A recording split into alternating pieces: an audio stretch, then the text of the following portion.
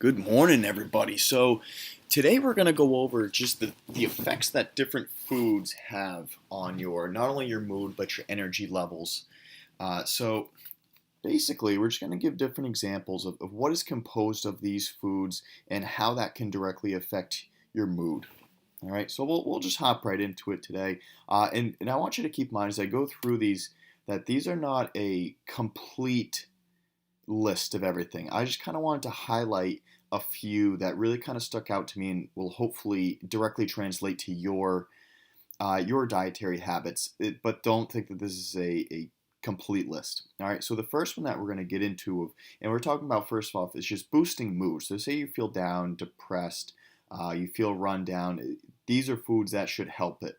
Okay. So fatty fishes. So our the two major examples that we want to talk about is primarily salmon and tuna, as those are known to be the richest in the omega 3. So, omega 3 is that fatty fish oil. That's the good type of fat that you want to eat, to be in foods. It's primarily only found in nuts and fish. And fish are going to have a little bit higher percentage of it, okay? Fatty 3 or omega 3 fatty fish oil is not naturally produced by the body, therefore, we have to obtain it by our diet.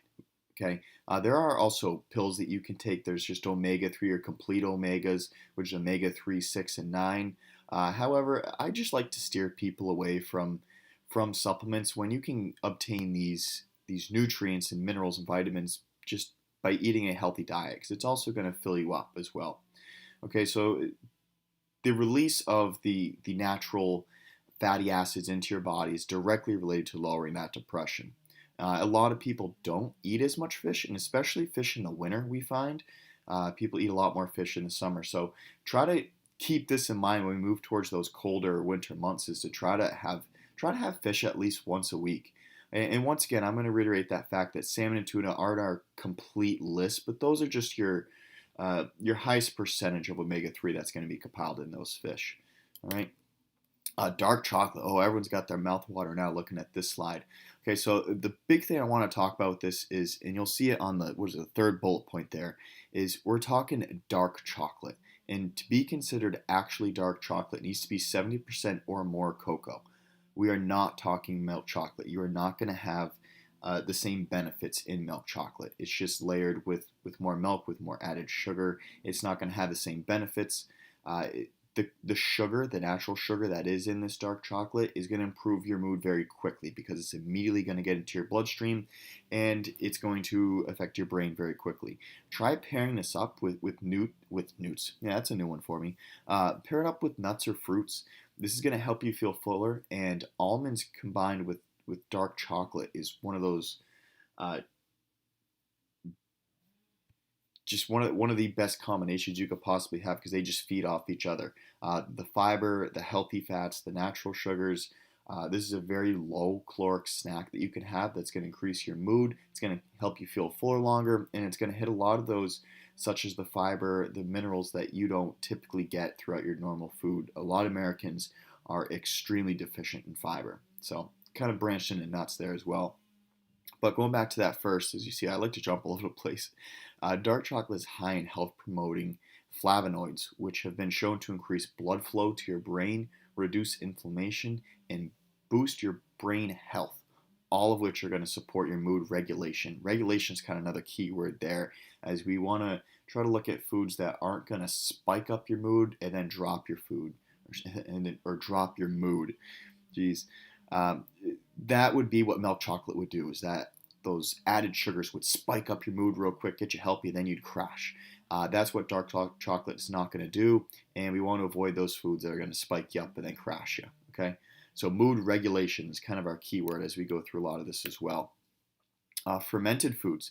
So some quick little examples that a lot of you are going to know is like the yogurt, kombucha, sauerkraut. Uh, these are fermented foods are directly related to gut health. Okay, and then that's going to directly relate to your increase of serotonin levels, which is a neurotransmitter that directly affects mood, stress, uh, sexual behavior, appetite. This is just a natural stress relief. Okay, so that all stems from the gut health and the serotonin levels. So one thing, and let me talk about this real quick, is like yogurt. Yogurt is probably the most used one on this list, right? Most consumed. When you go to the grocery store, it is very overwhelming. Look at all these different yogurts, and they have all these hot words, these trendy words such as fat-free, low-fat, high protein. Uh, don't get too concerned about those wordings, because if you look on the actual nutrition facts of a yogurt that says high protein compared to the one that doesn't say high protein, your high protein yogurt might only have 1 or 2 more grams per serving of protein, but might be twice the price. Okay, so it really might not be worth it to be getting that. So just watch out for those trendy words. Another one is, reduced fat or low fat. And this doesn't just pertain to yogurt, but basically anything that's on the market. And once again, compare that product that says low fat to the one that doesn't say it. And it might have a gram or two lower of fat, but look at the sugar. They got to make up for that taste somewhere. So they're going to boost up the sugar or those added fillers and whatnot, stuff that's going to upset your stomach. So please, when you're looking at one of these options, please look at all the nutrition facts on the back. All right. Bananas, very simple one, very cheap. You can get I like to call them a rack of bananas, which is what you see right there. For that right there, maybe 6, 7 bananas is going to cost you $2 max. Okay. And depending on how ripe they are is going to affect the type of sugar, natural sugar that's in them, and how it affects you. So keep in mind when buying them, whether it's summer months, they're gonna go bad a little bit quicker. Where you store them, put a little plastic wrap around the top stems. That's gonna decrease how they go bad quicker. Or just figure out how many you're gonna eat per day and how long until they're gonna go bad. So try to figure that out when you're buying them. But these are high in that vitamin B6, which helps the feel-good transmitters, the dopamine and serotonin, which are very similar to those neurotransmitters that are released during exercise, act as natural stress relief. Okay, and the fiber, talking about fiber again, that's in bananas is roughly 3 to 3.5 grams of fiber that's in there. So it's a good amount of fiber if you're eating 1 or 2 bananas a day. But that paired up with the natural sugar creates this slow and balance released into that bloodstream, which is once again going back to that mood regulator. If you have a banana that's really mushy, but you still want to eat it, those are good for shakes first off. But the other thing is that is going to immediately get into your bloodstream a little bit quicker, and that will kind of spike you up, as opposed to one that's a little bit more on the green and yellowy side, like the picture you see there. That one's going to be much of your slower digesting bananas, slower digesting fuel source, so to say, your sugar intake. Okay, so those are just a few little things to keep in mind with bananas, but these are incredible mood regulators. I always tell clients try to eat a banana a day.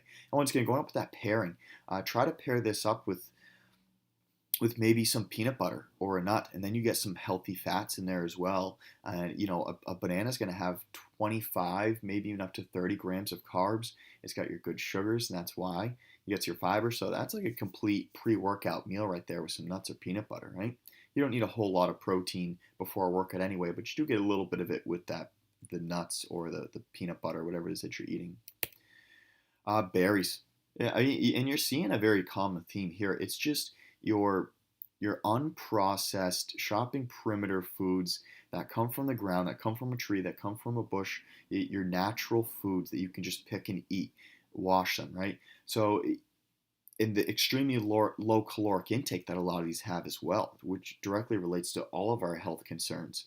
But eating more fruits and vegetables is directly linked to lower depression. The antioxidants that are rich in a lot of berries, which help manage inflammation, mood disorders, such as depression, and just mood regulators. A little bit of sugar intake here as well, but I mean, you see one of those raspberries, blueberries, those are all 1 calorie per berry. Have a handful of them, and what you're at maybe 15 calories. Get some natural sugars to spike you up. You balanced out that mood, antioxidant, anti-inflammatory. Geez, why aren't you eating a handful of berries right now? Why aren't I? So the bottom line basically is, and this is kind of what I really want to get to. I know I was kind of skimming over examples of different foods, but what I'm really trying to get at is if you're feeling down, your mood is kind of all over the place, you feel run down, you had a long day at work, you're hungry, don't go grabbing those calorie-rich processed foods that you have to rip open packages for that are high in sugar, that are going to just kill you the next day or right after. Ice creams or cookies or anything like that. I know personally, I went on 3.5 years of not eating fast food, and I had fast food, and immediately after I regretted it. It's just like you can feel it in your body. It's not sitting well. You know your energy levels are down. All you feel like a big piece of the fat, right? All you want to do is lie on the couch and melt away. So how is this going to help? This is only going to put you into a worse mood, right? You're already down the dumps. You go grab McDonald's, you grab a piece of cake, you grab ice cream, whatever it is. And it doesn't have to go to that extreme. What about just like a bowl of cereal? Bowl of cereal is something that is just sugar and basically cardboard for all intents and purposes. I mean, right? So you don't have to go to the extreme of cake and brownies and all that, but just a bowl of cereal, a Pop Tart, some of those things that you've been, you know, just programmed to just grab in the cupboard. Try to get rid of some of those things. All right. So, like I said, this might give you a sugar rush, but in the long term, this is going to have some extremely negative consequences. You should aim for the wholesome foods. They not only boost your moods, but also the overall health. So, we're talking about little things such as mood enhancement, but it also comes back to your overall health, like your gut health, your heart health. That's something I forgot to talk about, the omega-3s, but that is something that a lot of people use as kind of a natural heart enhancer. It's good for your heart, the health of your heart. Who doesn't want a healthy heart? All right, so we've gotten over the mood part. Let's get into foods that fight fatigue. And you're going to see a lot of crossover here between the two foods, because the bottom line of all of this is we want to eat wholesome foods that, if it doesn't run, fly, swim, if it's not a green vegetable, then you don't want to eat it. Stick to those basics and you're going to be good. You're going to have good mood. You're going to have good energy. You're just going to be an overall happier person, healthier person. Your body is like your car. Okay, so, and the food is like the gasoline that you get at the pump. You want to get good gas. You want to make sure that your body's in your car is never empty on gas. You want to always fuel up, okay? Don't wait until that gas light comes on in your car. Don't wait until you feel hungry, okay? You want to always fuel your car, and you always want to fuel your body, okay? So make sure you give it the best possible. So unprocessed foods is just a very simple way to avoid that fatigue. So shopping the perimeter. So let me jump down to that second bullet. Unprocessed foods are located at farmers markets or around the perimeter of your grocery store. If a food object, whatever, requires a can opener or super finger strength to open a package, it's probably not your best choice. And I would search something else so you can just grab an apple, a banana, a handful of nuts, anything of that nature that you can just grab with your hands. That's what you're looking for unprocessed food. And processed foods that are canned, candy, box meals, pre-cooked meats typically are full of preservatives, additives, sodiums, trans fats, artificial sugars that are going to slow you down. The reason being is that these are designed to stay in your cupboard for long periods of times without breaking down and losing any of their so-called nutrients or staying fresh. So just watch out for the sodium. Anything in a can is going to be loaded with sodium. I every now and then will grab a Chunky's or a Campbell's soup. Oh, please look at the sodium intake. That's enough for probably 2 days worth of sodium right there. They'll have 960 milligrams of sodium per serving, and the can has 2.5 servings in it. It's just incredible. You'll feel your wrists swell. Your watch will pop off. You won't be able to get your rings off because you'll just swell up with all the sodium. Water. There's nothing fancy here, guys. It's just simple water. Okay, it's not going to provide you with the most amount of energy. There's no calories.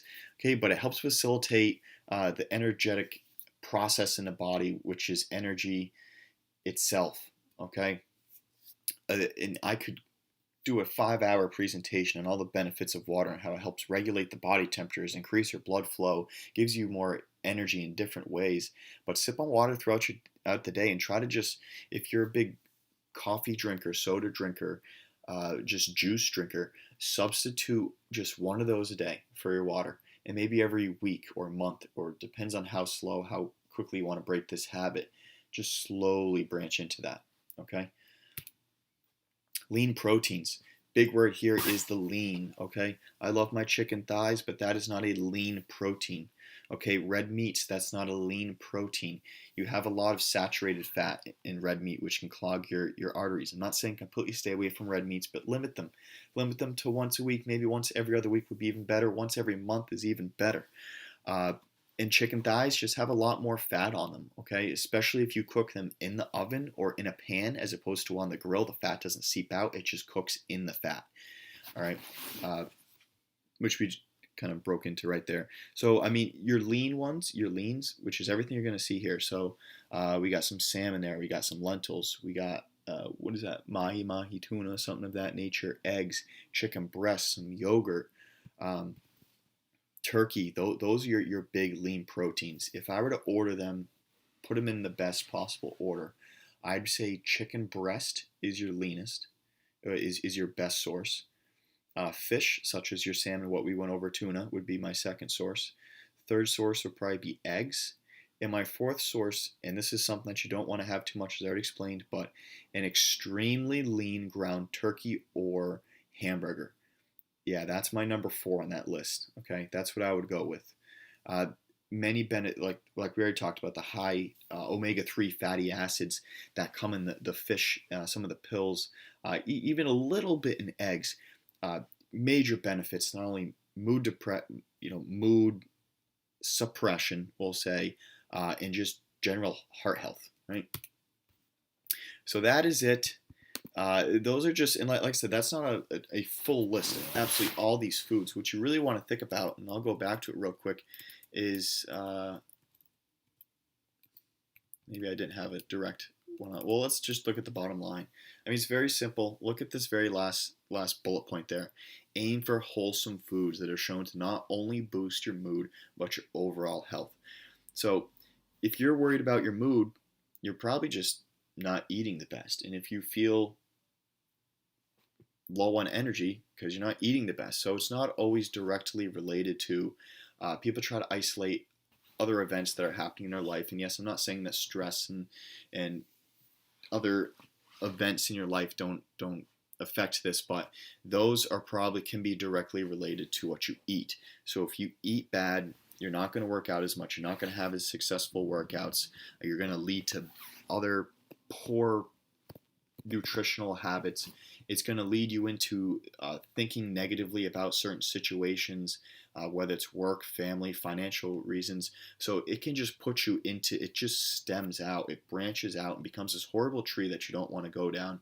And everything can kind of stem from what you eat. And likewise, if you're stressed at work, if you're stressed financially, stressed about family, relationships, anything of that nature, and if you eat properly, it's gonna fuel your, not only your body, your brain, your heart, but it's gonna help you problem solve and resolve and be able to get into a better place with those relationships, financial situations, and at work. All right, so that's just it. Once again, your quick little tidbit, quick little, who knows how long that was, 15 minutes, just talk about different foods that can help boost your mood, decrease your anxiety, which is another huge part about this, decrease your risk for injury and fatigue. All right, so feel free to share this with anybody. Hit the like button if you want to share with other people, and come back and watch later. But until then, thank you so much for watching my Ask the Trainer this morning, and enjoy your day.